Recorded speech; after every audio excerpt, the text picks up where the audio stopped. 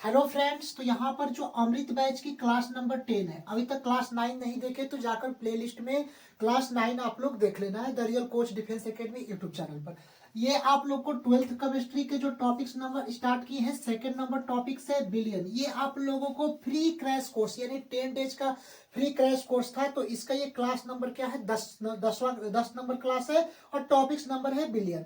और इसका ये पार्ट नंबर 4 है, यानी बिलियन का पार्ट नंबर 4। और ये अगर पार्ट्स आप लोग देख लेते हैं केवल इसका, तो यहाँ से 5 नंबर सेम टू सेम आ जाएंगे। और टॉपिक्स का वेटेज कितना है, तो ये 10 मार्क्स के ये क्वेश्चन, मतलब कि टॉपिक्स का मतलब कि यहाँ पर वेटेज है। अब हम लोग समझेंगे वीवीआई क्वेश्चन एग्जाम्स में इस टाइप्स के राउट के नियम आप लोग को पूछे जाते हैं। तो यहाँ पर समझिएगा कि वाष्प दाब के अपेक्षिक अवनमन के संबंध में राउट के नियम। इसके पहले आप लोग को अपेक्षिक अवनमन क्या होता है, वाष्प दाब का अवनमन क्या होता है, इसके पार्ट 9 में आप लोग को हम बता चुके हैं। अब यहाँ पर हम लोग जानेंगे वाष्प दाब के अपेक्षिक अवनमन के संबंध में राउट ने जो नियम प्रस्तुत किए, इनके बारे में हम लोग समझेंगे। तो देखिए, राउट ने कहे कि, और ये समझ लीजिए कि जब बिले अवाष्पशील हो तब ये राउट के नियम वाष्प दाब के लिए है। यानी कि वाष्प दाब के अपेक्षिक अवनमन के संबंध में राउट के नियम जब बिले क्या हो, अवाष्पशील हो। अवाष्पशील मतलब जो वाष्पित जल्दी ना हो, जैसे कि चीनी जल्दी वाष्पित नहीं होता है। पेट्रोल अगर हम हवा के संपर्क में छोड़ देते हैं तो जल्दी ये क्या हो जाता है, उड़ जाता है, तो वो वाष्पशील होता है। इसके पार्ट 8 में अच्छे से समझाएं। अब यहां पर समझिएगा कि किसी टोनोबिलियन के वाष्प दाब का अपेक्षिक अवनमन में उपस्थित विलय के मोल पर भाज के बराबर होता है। यानी कि वाष्प दाब के अपेक्षिक अवनमन के संबंध में जो राउट ने नियम प्रस्तुत किया कि किसी तनु बिलियन के, कोई भी तनु बिलियन हो, उसके वाष्प दाब का अपेक्षिक अवनमन, जो अपेक्षिक अवनमन में उपस्थित विलय के मोल पर भाज के बराबर होता है। यानी कि हम लोग समझेंगे, पहले भी बताए थे कि जहां पर P not minus P S divide by P not, ये क्या होता है, वाष्प दाब का अपेक्षिक अवनमन का सूत्र होता है। ये आप लोगों को पार्ट 8 में आप लोगों को पूरे बताए थे कि वाष्प दाब का अपेक्षिक अवनमन क्या होता है। तो परिभाषा ही दिया, किसी तनु विलयन के वाष्प दाब का अपेक्षिक अवनमन, यानी कि P not minus P S divide by P not, ये वाष्प दाब का अपेक्षिक अवनमन में उपस्थित मोल पर भाज के बराबर होता है। तो इक्वल टू यहाँ पर n divide by n plus n, ये क्या होता है, मोल पर भाज। आप लोग को इसके बताए कि मोल पर भाज के क्या होता है, इक्वल होता है। तो ये वाष्प दाब के अपेक्षिक अवनमन के संबंध में राउट जो नियम प्रस्तुत किए, कब, जब विलय क्या हो, अवाष्पशील हो तब। अब दूसरा हम लोग समझेंगे नियम वीवीआई है कि वाष्पशील अवयव के, यानी कि वाष्पशील अवयव के वाले विलयन के लिए राउट का नियम। यानी कि पहले का था अवाष्पशील विलयन के लिए, अब ये वाष्पशील विलयनों के लिए राउट का नियम। तो देखिए, विलयन के किसी वाष्पशील अवयव का आंशिक दाब, यानी अवयव का जो आंशिक प्रेशर होता है, आंशिक दाब, विलयन में उपस्थित उस अवयव के मोल पर भाज की क्या होती है, समानुपाती होती है।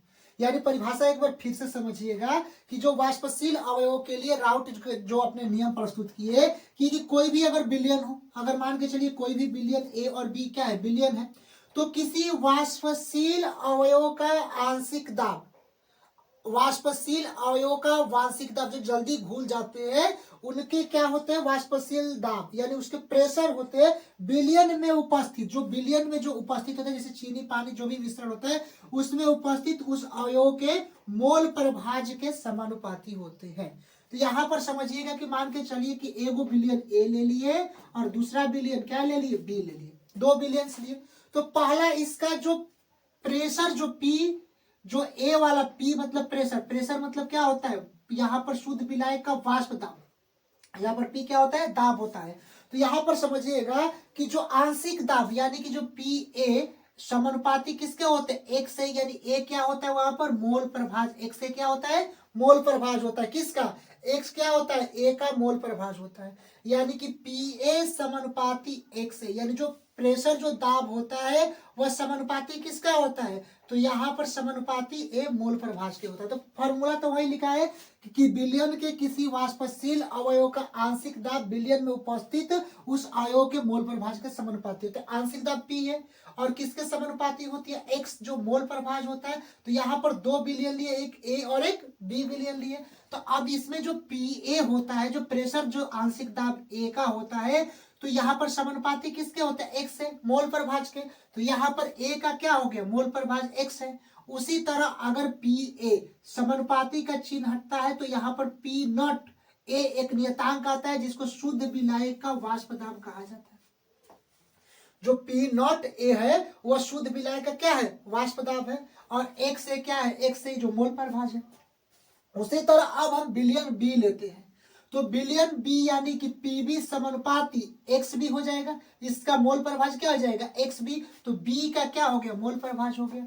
तो अब यहाँ पर पीबी जो बाबू है, यहाँ पर आंशिक जो शुद्ध विलायक का दाब, जो पी ए आंशिक दाब है प्रेशर, वो पी नॉट बी यानी कि शुद्ध विलायक का क्या होगा, ये वाष्प दाब होगा पीबी, और एक्स बी क्या होगा, एक्स क्या होगा, मोल प्रभाज होगा किसका, बी का। तो यहाँ पर एक्स बी हो जाएगा, यहाँ पर सेकंड समीकरण हो जाएगा। आ रहा है समझ में कि पीबी समानुपाती एक्स है, जो आंशिक दाब पीबी है प्रेशर का, और समानुपाती का चिन्ह आ गया, तो एक्स बी, एक्स क्या है, एक्स मोल प्रभाज है किसका, बी का मोल प्रभाज है एक्स बी।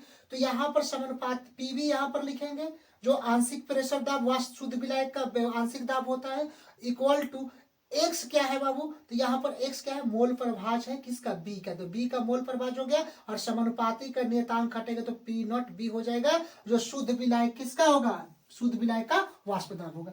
अब इन दोनों इक्वेशंस को हम लोग क्या करते हैं, फर्स्ट इंटू सेकेंड इसको हम लोग जोड़ेंगे, यानी कि पूरे विलयन का जब वाष्प दाब हम लोग को निकालना है, ये तो आप लोग को सिंपल से निकाले, ए और बी के अलग अलग कर निकाले। ए का वाष्प दाब P A equal to P nought A और एक्स ए हो जाएगा, और पी बी का वाष्प दाब जो होता है P nought B X B यहाँ पर हो जाएगा। लेकिन अब इसके पूरे विलयन का बाबू अगर वाष्प दाब हमको निकालना है तो डाल्टन के आंशिक दाब के नियम को पालन करता है, यानी कि जो डाल्टन के आंशिक दाब के जो नियम को पालन करता है, यानी कि संपूर्ण दाब अगर निकालना है तो यहाँ पर जो पी ए का जो प्रेशर होता है आंशिक दाब, और पी बी प्रेशर आंशिक दाब है, दोनों को हम लोग जोड़ देते हैं।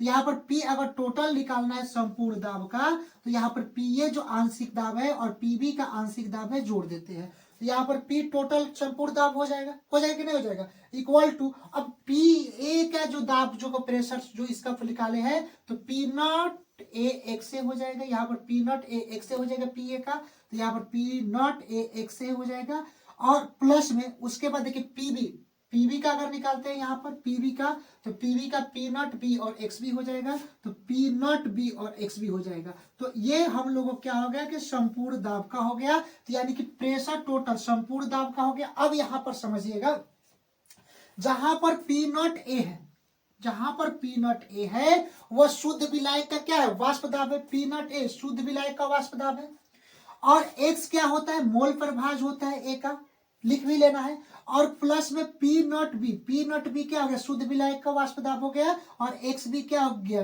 बी का मोल प्रभाज हो गया। तो ये संपूर्ण वाष्प दाब का फॉर्मूला। तो राउट के ये दो, एक वाष्प अवाष्पशील विलयन के लिए वाष्प दाब, और एक दूसरा राउट के नियम होता है वाष्पशील विलयन के लिए वाष्प दाब। तो दोनों राउट्स के नियम आप लोग को हम करा दिए। अब राउट के नियम के अनुसार आदर्श विलयन क्या होता है, अनादर्श विलयन क्या होता है, इसके प्रॉपर्टीज के बारे में अभी जस्ट इसके आगे हम बता रहे हैं।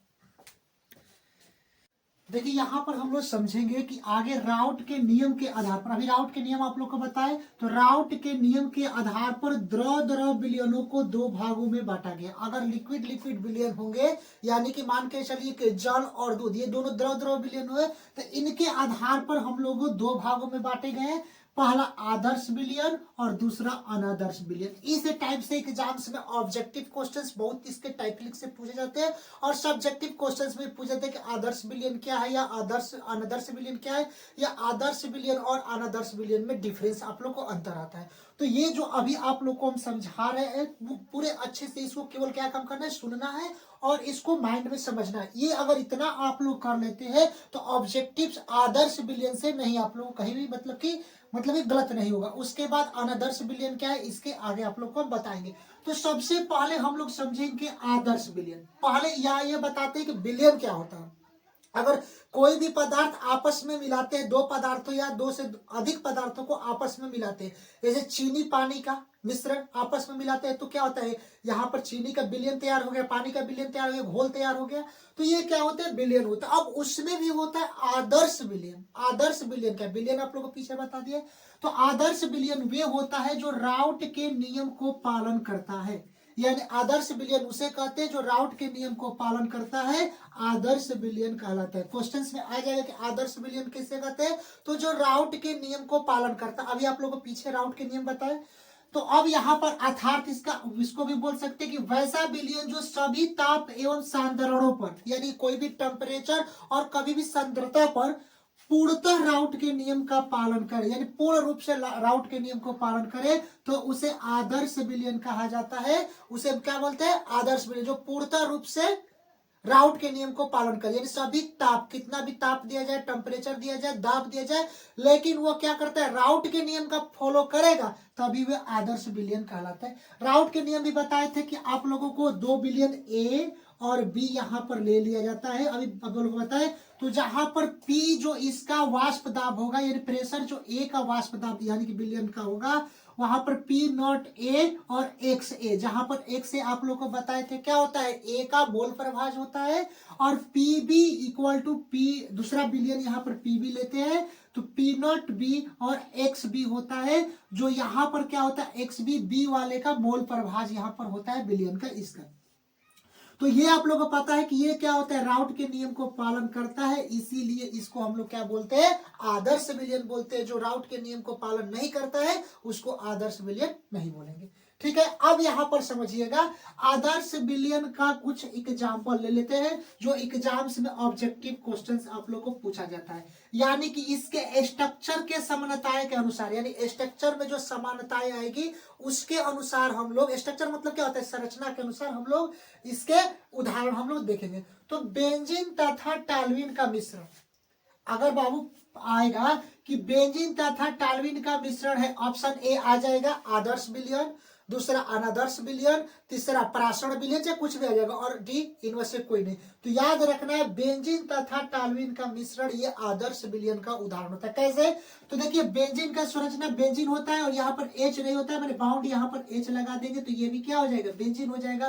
तो बेंजीन और टालविन क्या होता है, बेंजीन के ऊपर सिंगल बाउंड CH3। अब देखेंगे तो आंशिक रूप से, पूर्णतः रूप से या तो सेम टू सेम इसकी संरचना मिल रही है, अगर सेम टू सेम इसकी संरचना मिल रही है तो वो आदर्श विलयन है। क्लियर है, तो संरचना लगभग समान है, इसीलिए इसको हम लोग आदर्श विलयन कहते हैं, और आपस में मिलाने पर ये आदर्श विलयन का निर्माण करते हैं, यानी कि बेंजीन और टालविन को जब आपस में मिलाएंगे तो बाबू आदर्श विलयन का यहाँ पर निर्माण होगा। अब यहाँ पर दूसरा एग्जाम्पल देके समझेंगे कि हेक्सन तथा हेप्टन का मिश्रण।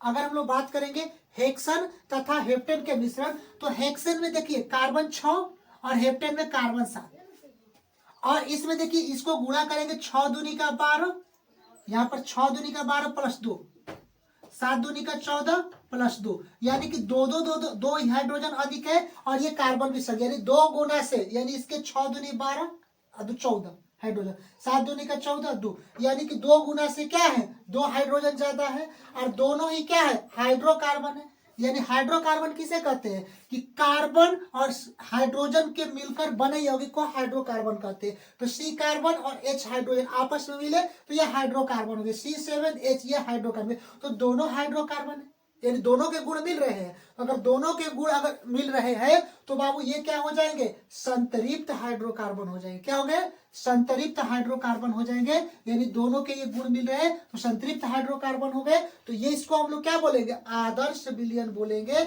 यानी कि इसके स्ट्रक्चर और कुछ संरचना समान आ रही है, इसीलिए इसको हम लोग क्या बोलेंगे, आदर्श विलयन। यानी हेक्सन क्या आप लोगों को पता है, हेक्सन मतलब 6 और हेप्टेन मतलब 7। अब यहां पर समझिएगा, क्वेश्चन आएगा कि हेक्सन तथा हेप्टेन का मिश्रण है कैसा, तो आदर्श विलयन का।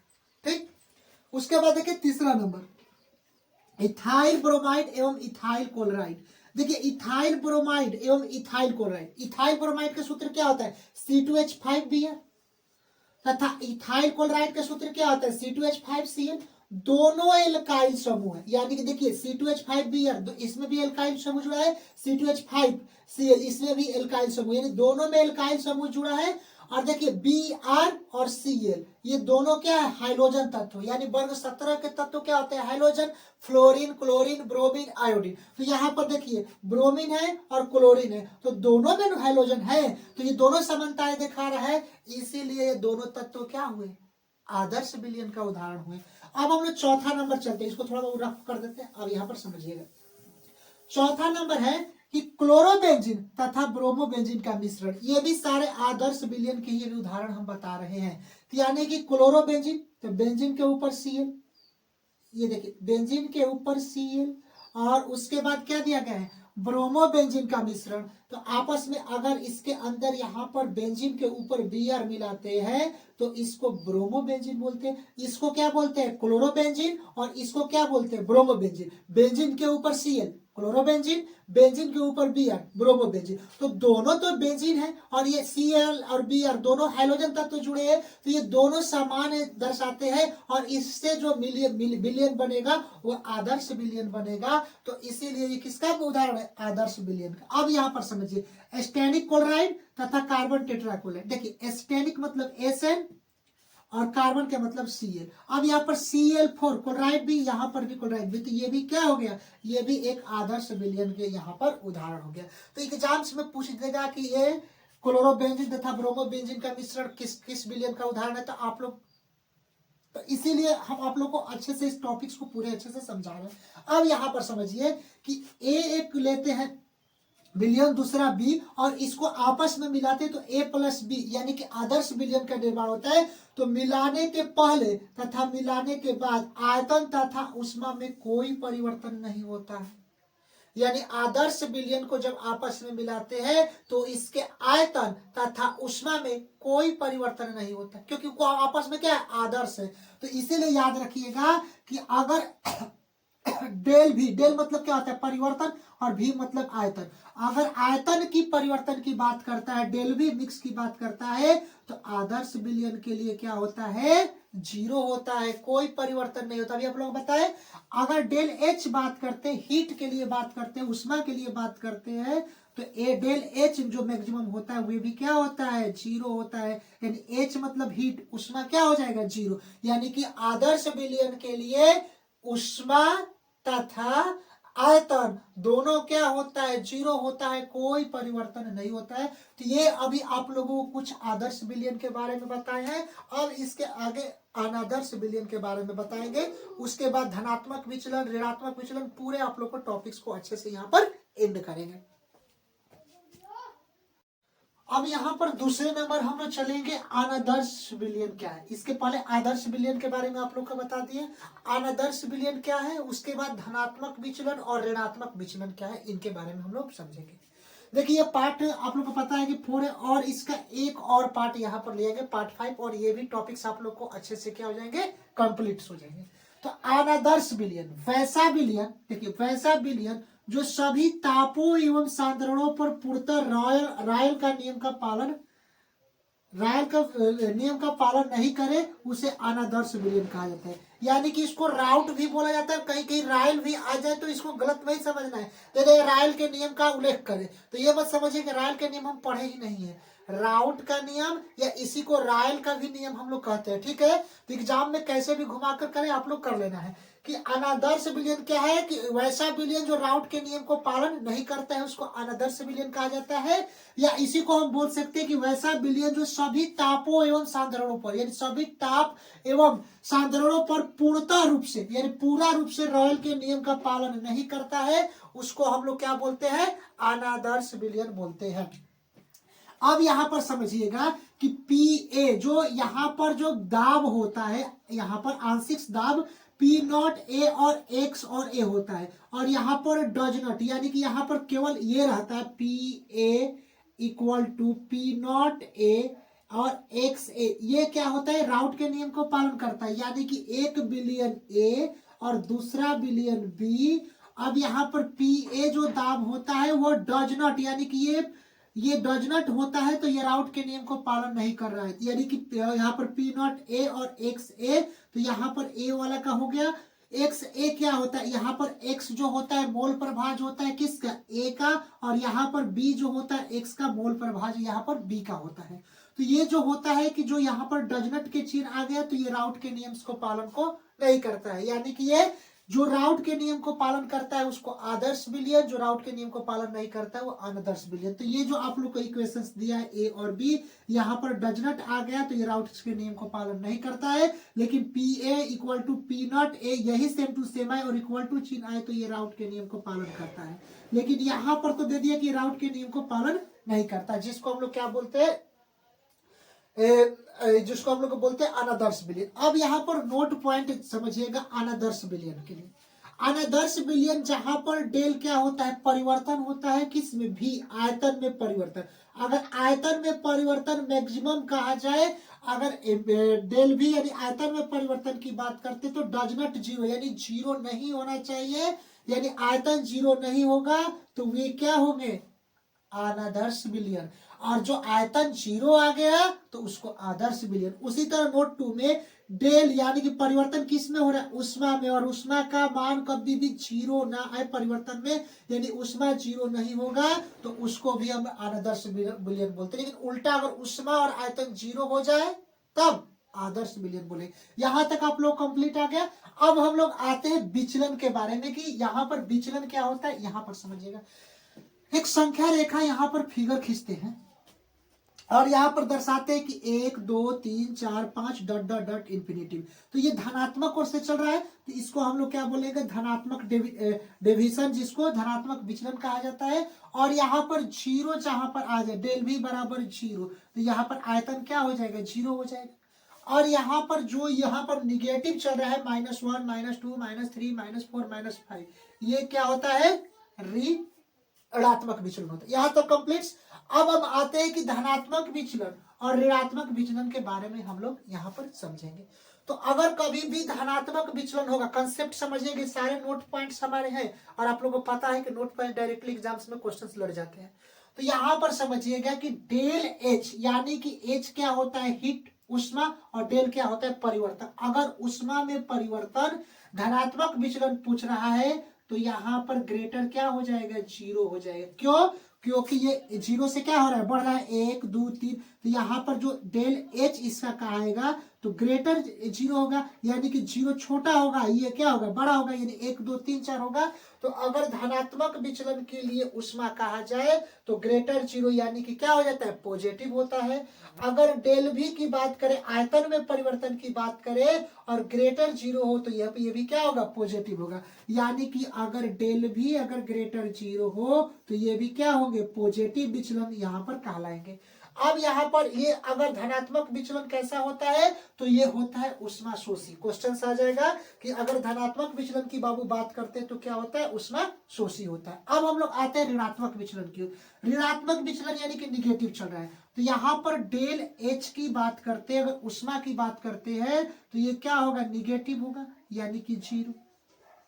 यानी कि जो उष्मा क्या होगा, छोटा होगा जीरो से, जीरो क्या होगा, बड़ा होगा, तो यहाँ पर निगेटिव विचलन जो होगा यहाँ पर लेस जीरो होगा, यानी उष्मा का।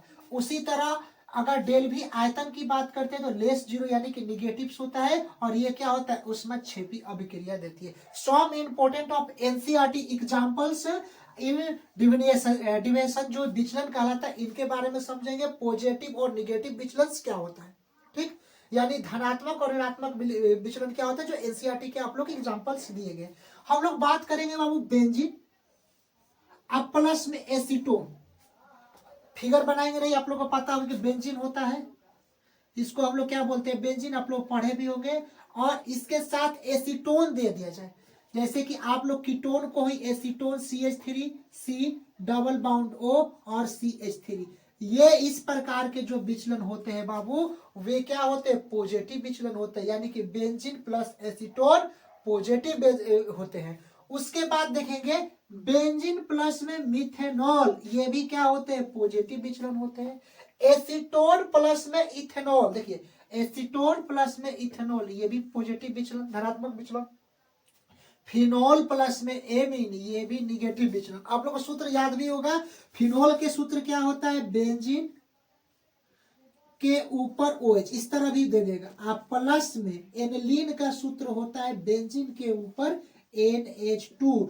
ये जो आप लोग को प्रदर्शित करता है बाबू, फिनोल प्लस एमीन ये निगेटिव विचलन करता है, क्लोरोफॉर्म और एसीटोन क्या करता है, निगेटिव विचलन करता है। तो ये आप लोगों को अनादर्श विलयन, आदर्श विलयन, धनात्मक विचलन, ऋणात्मक विचलन, ये कंप्लीट आप लोग करा दिए। पार्ट 5 में इस टाइप्स के क्वेश्चंस आप लोग को आएंगे राउट्स के नियम से, और पार्ट 5 में आप लोग को एक दो जो इंपॉर्टेंट नियम से ये भी कराकर ये टॉपिक्स आप लोग को कंप्लीट करा देंगे, और 100% कह रहे हैं कि यहीं से क्वेश्चंस आप लोग को आएंगे।